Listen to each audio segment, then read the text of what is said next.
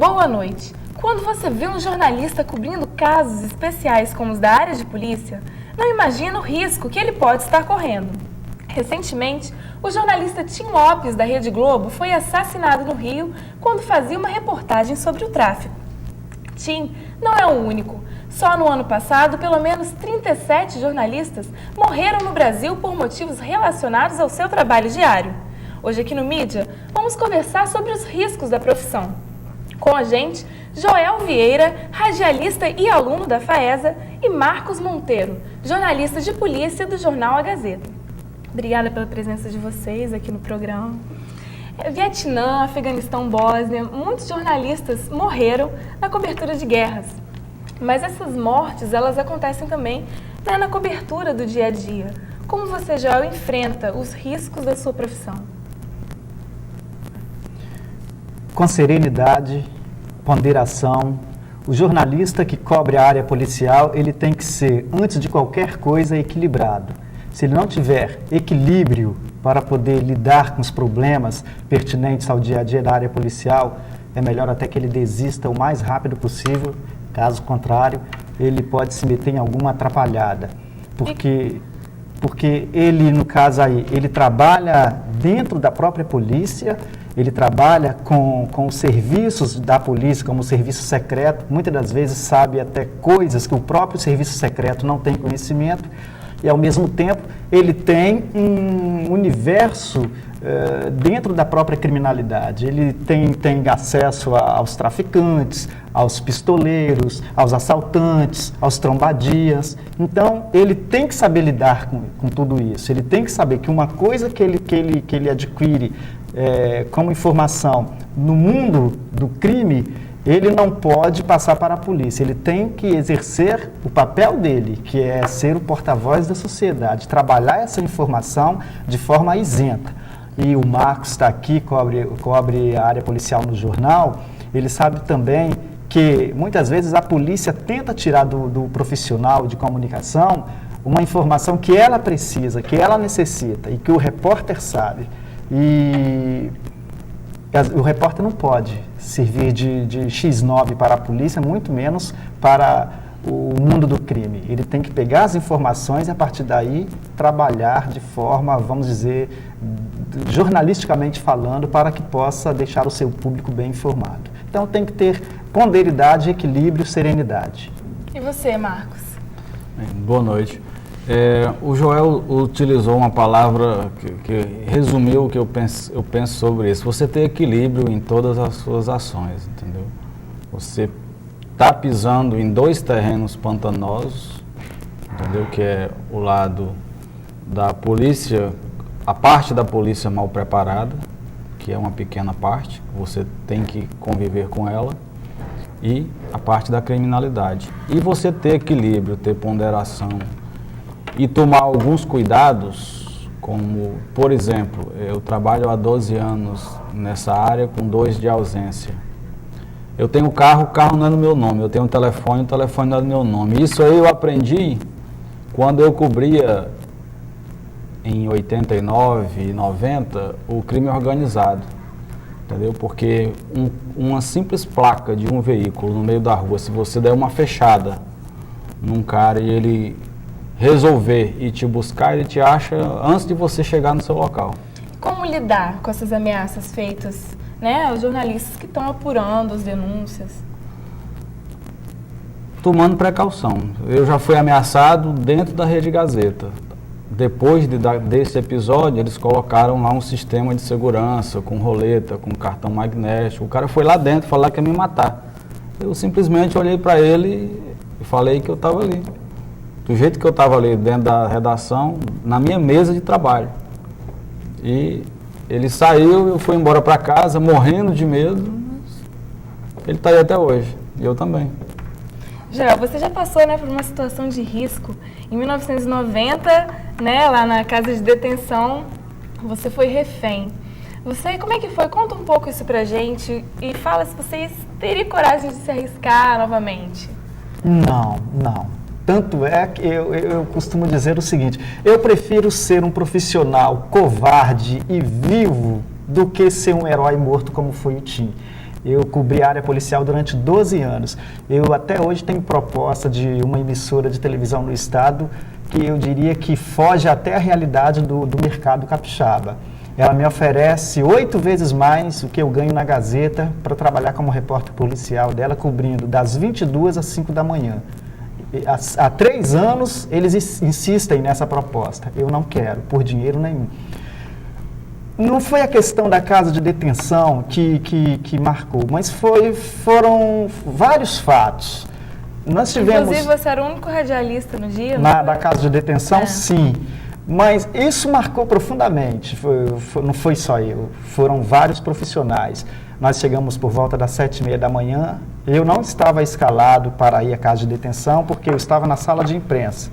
E na sala de imprensa, o Marquinhos conhece lá muito bem, eu tinha informações de dentro da casa de detenção, eu tinha informações dos familiares dos presos, do Serviço Secreto, da Polícia Civil e do Copom. Então, eu tinha toda uma gama de informações que lá no local, na casa de detenção, quem estava lá não tinha essas informações. Mas aí a minha chefe falou assim, não, eu quero que você vá para lá e de lá você passa para a Globo também, que você quer correspondente da Globo, você tem que passar informações. Parecia que o cenário estava pronto, só esperando a minha chegada. Na hora que eu cheguei, fui o último a chegar e o primeiro a receber a notícia. Vocês estão presos. Eu disse, preso como? Não, vocês só vão sair daqui quando a polícia nos der coletes, metralhadoras, helicóptero. E ali, quando eu fui sair, foi às 7h30 da noite. Depois de 5 presos se duelarem em cima de mim com faca, pedaço de ferro. Até aí, ainda tudo bem, porque o trauma foi trabalhado, das 7, durante as horas, até o final da noite. O pior veio depois.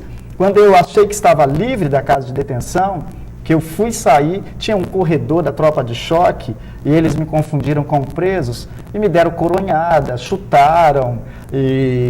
Só lembro quando eu esparramei no chão, todo ralado, ensanguentado. E aí eu lembro que estava o jornalista Renato Pauliello, da TV Tribuna, Mauro Sérgio, da Gazeta, o Caco Barcelos, da Rede Globo, que pularam e falaram, não que ele é jornalista, mas até, tem um ditado que fala, né, Marco? Até provar que focinho de porco não é tomada, o choque já aconteceu. E foi o que aconteceu comigo. Já tinha apanhei dentro e apanhei fora também. Você foi, então, achou que você ia chegar lá, fazer reportagem e já foi recebendo a notícia que você ia ser refém deles, né? Então, conta então um pouco pra gente uma outra situação, assim, que aconteceu, além dessa de risco. Ixi, diversas. Foram tantas na minha vida profissional. Teve uma vez, aquela sala de imprensa ali, eu estava fazendo a matéria de manhã sobre os homossexuais de Camburi, que eram presos em fins de semana. Aí tinham 10 policiais, 10 homossexuais que foram presos na manhã de sábado. O delegado deixou eles trancados na cela. Eles começaram a gritar, não, o que é? Eu não posso ser viado, isso e aquilo e tal. Aí começaram a se cortar de gilete. Aí o delegado falou assim, vai lá e abre a cela. O pobre coitado policial abriu. Na hora que ele abriu, os presos passaram por cima dele, eu só vi na hora que o delegado correu, os policiais correram, eu estava na sala de imprensa, eles não tinham para onde, o que fazer. Você que fica dedurando a gente, não é agora nós vamos contaminar você com sangue de AIDS. Pularam para cima de mim. Tinha uma janela lateral, você lembra aquela janelinha? Já passei por ela correndo. Já passou também. por ela correndo. Eu não pensei 2 vezes. Conta pra gente. Eu fiz igual desenho animado. Olhei a janela, não deu tempo para nada. Do jeito que eu estava, eu pulei, esparramei no pátio lá da Polícia Civil. Eles ficaram lá dentro me procurando e eu dei fora. Uma outra vez, você estava falando com o Marquinhos aí sobre a questão do crime organizado. Tem um policial que, inclusive, ele é meu amigo hoje. Mas na época que Caco Barcelos estava dando em cima mesmo, com bastante persistência em cima do crime organizado, eles estavam lá olhando um carro e eu cheguei. Aí ele puxou a pistola, colocou na minha testa, o que você está fazendo aqui? Eu falei assim, não, nessa época eu era novo, era meio atirado também. A gente, quando é novo, faz muitas besteiras. Eu falei assim, não, eu quero apurar a matéria. Ele deu fora daqui. Eu falei assim, não vou, dá fora, não vou. ele puxou 2 vezes o gatilho e mascou. Mas ele sabia que não tinha nada. Mas eu tremi. Assustar, né? Eu fiquei da cor do Marco Monteiro. Agora imagine, eu dessa cor, da cor do Marquinhos. Existem alguns jornalistas assim, que sentem prazer em se arriscar. Vocês se consideram um desses? Olha, não, eu vou te explicar uma coisa. O profissional, quando é jovem, ele é movido por muita garra, muita determinação, coragem, ele quer mostrar trabalho, fibra, então ele não tem medo, ele vai mesmo, ele quer se autoafirmar profissionalmente, isso é salutar, isso é bonito, aconteceu comigo, com o Marquinho, com outros profissionais, só que depois que você se torna um guerrilheiro, veterano, você já começa a ficar com o pé atrás. Eu diria que hoje eu sou um velho cansado de guerra. E nesse tempo todo, Marcos, que você está trabalhando na área de polícia, qual foi a situação que você passou, que você falou assim, hoje eu não escapo? Teve alguma situação assim? 3. Conta aí uma pra gente. Uma delas? A que você achou que foi mais... Por ordem cronológica? Ou uma só? A mais grave que eu acho que eu passei, porque ela durou muito tempo, foi também na detenção, acredito que em 95. Eu me recuso, por conta de lá em 89 ou 90, ter acontecido aquele episódio que o Joel estava presente, eu estava pela Gazeta e eu me recusei a ir até a casa de detenção. Isso, a rebelião começou às 7 horas da manhã, que é sempre a hora que começa. Quando a polícia militar resolve fazer uma revista, eles quebram tudo e impedem a entrada dos policiais na detenção. Às 3 da tarde eu falei, tá bom, já está acabando, eu estou indo para lá, mas eu vou ficar do lado de fora. E fiquei naquela portaria lá de fora, aquela primeira que não acontece nada. Quando deu 5h30 da tarde, eu falei, bem, já acabou tudo, eu vou entrar, tá a polícia toda lá dentro. Quando eu coloquei o pé no corredor, dentro do pavilhão, começou um tiroteio lá fora. Aí eu estava preso, junto com um grupo de policiais, e a informação que a gente tinha é que os presos estavam atirando atrás da gente, a gente no meio de um corredor. Correu um grupo para sair, ficou eu e outro policial só, nós ficamos por último, uns 10 minutos e o tiroteio, contabilizaram depois que a polícia deu mais de 900 tiros, isso está nos jornais escritos, não é conversa de brincadeira. Bêbado com delegado. Então, nós dois saímos correndo. Quando a gente chegou lá fora, estava a polícia toda esperando, achando que era preso que estava saindo do presídio. E eram vocês, né? E era a gente. E até onde? Quais são os seus limites? Até onde você vai para fazer uma matéria? O repórter não tem limite, você tem que ir e trazer a matéria. Você não sabe até onde você está correndo risco ou não. Esse é o problema, entendeu? Você não vai preparado para a guerra, não. Você vai para fazer o seu trabalho o mais rápido possível, voltar com a maior quantidade de informações possíveis e escrever e ir para casa. Isso acontece. E assim, no caso do Tim, que aconteceu com ele, você acha que vale a pena, Joel, se arriscar tanto para cobrir uma denúncia que ele recebeu? Eu posso ficar à vontade? Posso falar um episódio aqui que aconteceu comigo? Fala. É porque tem certas coisas que não é bom a gente falar não, mas tem certas coisas que é interessante a gente tornar público. Quando eu trabalhava na mira do repórter, eu recebi uma informação do delegado Badenes, ele que combatia muito o crime organizado no estado, me chamou até o gabinete dele, e o delegado Badenes, o Marcos sabe que não gosta de falar com jornalista, ele tem pavor a jornalista. E me deu uma informação, envelope fechado. Eu falei assim, eu quero que você leve com você, analise direitinho, vê o que você pode fazer em cima disso aqui. Tudo bem. Levei, abri, era um dossiê, um calhamaço de informações, deveria ter mais ou menos umas 30 folhas com informações do crime organizado. E eu chamei, na época, Silvana Lemos, Tião Barbosa e Marco Antônio Antolini, que eram os meus chefes na TV Capixaba. Conversei com eles e eu lembro que a conversa foi o seguinte, você vai arrebentar com isso aqui, vai estremecer o comando da política e da segurança no Espírito Santo. Agora, você é meio doido, você vai fazer isso aqui, você não fica vivo, você quer fazer isso? Aí eu falei assim, vocês me dão quanto tempo para pensar? Silvana falou assim, eu não te dou nem 30 segundos, eu respondo por você, não faça isso. Eu fui para casa, refleti e não fiz a matéria. E tinha um colega que era novo na profissão, queria mostrar serviço, pegou, falou, deixa que eu faço. Fez a matéria, mas a matéria não foi ao ar, porque realmente ia estremecer muita coisa no Espírito Santo. Então, não sei se eu respondi a tua pergunta.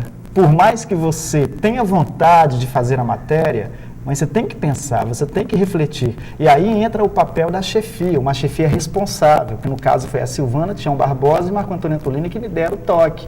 Olha, Joel, pensa direitinho, porque o repórter ele quer fazer, mas tem que ter alguém sereno atrás de você para poder te dizer, bicho, tu vai fazer a matéria? Vale a pena se arriscar? E aí eu acho que foi o meu limite. A partir daí eu comecei vale a vida, né? A matéria, até que ponto? Até mesmo porque o Caco Barcelos, que todo mundo fala que é corajoso, isso e aquilo, mas ele tem uma estrutura da Globo por trás. Então, o Caco, quando esteve ameaçado, o que a Globo fez? Pegou ele e mandou para a Europa, mandou ir para Amazonas, para Salvador, fazer matéria para o Globo News. E nós não, a gente pega o Transcol, fica lá meia hora embaixo de chuva, com guarda-chuva esperando o ônibus. Vale a pena? Uma coisa a se refletir, né? Depois do intervalo a gente continua esse papo e já a gente volta, viu? Aguardem.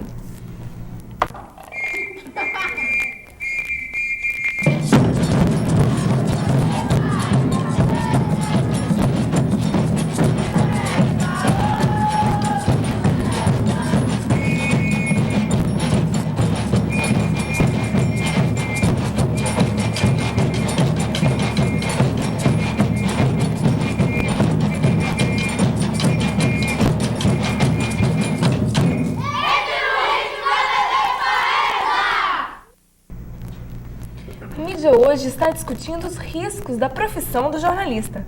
Com a gente, o radialista Joel Vieira e o jornalista Marcos Monteiro. Marcos, você acha que a violência, as ameaças, elas podem dar um fim ou são uma ameaça para o jornalismo investigativo? Não, desde que o repórter não faça o trabalho da polícia nem o da justiça, entendeu? E você acha que no caso que aconteceu do Tim Lopes, dele lá apurar uma denúncia que ele recebeu, ele estava fazendo esse papel da justiça, da polícia? De certa forma, sim. Lamentavelmente, ele perdeu a vida, mas estava fazendo o trabalho que ele achava que dava para fazer sem correr risco, o que, lamentavelmente... Como você acha que é uma melhor forma, então, de fazer, de apurar uma denúncia? Que muitas vezes, né, elas são anônimas. Como uma melhor forma de você apurar e se precaver, né, tomar os cuidados e apurar essa denúncia? Aquela coisa que o Joel falou no começo e eu concordei, você ter equilíbrio. Se você vai entrar no meio de um grupo de traficantes, você tem que ir como um repórter do jornal tal, para fazer tal matéria, chegar e se apresentar que você é recebido, entendeu? Os caras te revistam, põem arma em você, mas te respeitam, porque você chegou lá se identificando. Se você ir com câmera escondida, microfone escondido, você está fazendo o papel de policial e você está correndo risco. E falando então da câmera oculta, do microfone, né? Você acha que isso é legítimo? Como é que é? O que você pensa a respeito dele? Ele ter usado, né, essa câmera, entrado lá? É legítimo, sim, mas é papel da polícia. Em outras situações, como, por exemplo, você está no órgão público investigando uma denúncia de corrupção, aí é outra coisa. Você não está correndo risco nenhum. E quem determina para o jornalista se ele pode ou não usar um grampo, uma câmera, um microfone? Olha, aqui no Espírito Santo, aqui em Vitória, poucas empresas têm esse recurso. Agora, quem determina é a sua chefia imediata. Agora, você tem que ter o bom senso de dizer que vai usar ou que não quer usar por isso. Os jornalistas, né, e os radialistas, eles têm os sindicatos, né, que os representam nas questões trabalhistas e da profissão. E na hora que ele está recebendo as ameaças, né, de violência, tudo, a quem recorrer? A polícia? Eu penso, como o Marco aí acabou de falar, eu acho que antes de sindicato, antes de chefia, o próprio jornalista tem que saber qual o caminho que ele vai trilhar. E eu volto a falar, a conduta de um jornalista, ela tem que estar pautada nessas 3 bases. Voltamos ao princípio: ponderação, equilíbrio, serenidade. Olha, o jornalista ele tem que saber qual é o papel dele. O Marco disse muito bem, ele não pode se confundir em ser policial, correto? E no passado nós tivemos muitos jornalistas que fizeram essa confusão, né, Marquinhos? Complexos de Clark Kent. Tem pessoas, inclusive, existem pessoas que largaram a profissão e hoje estão na polícia, entendeu? Agora, aconteceram muitas coisas comigo. Por exemplo, eu tinha algumas matérias para apurar e tive, inclusive, oportunidades de levar o gravador. Mas aí eu vou lá, gravo a matéria escondido, arrebento, satisfaço meu ego profissional, mas com certeza eu vou perder a confiança das minhas fontes. E fonte não tem bandeira. Fonte, ela pode estar do lado da polícia, como pode estar lá na palavra que eles falam muito, caxanga. Caxanga é esconderijo de ladrão, de assaltantes, entendeu? Então você tem que ter fonte para todos os lados. O jornalista da área policial, ele tem que ter em mente uma coisa: ele tem que ter a confiança de todos, mas não ser amigo de ninguém. Ou, ao mesmo tempo, é amigo de todos e não é amigo de ninguém. Ele é amigo da ética, do profissionalismo correto, da conduta profissional, de poder pegar a matéria e poder trabalhar ela para o seu público. E para isso você não precisa de sindicato, entendeu? O sindicato é cada um de nós na rua. Eu fui diretor do Sindicato Jornalista durante 4 anos e fui conselheiro 2 anos. E eu sempre cobri a área de polícia, com um intervalo de 4 anos em 12 de profissão.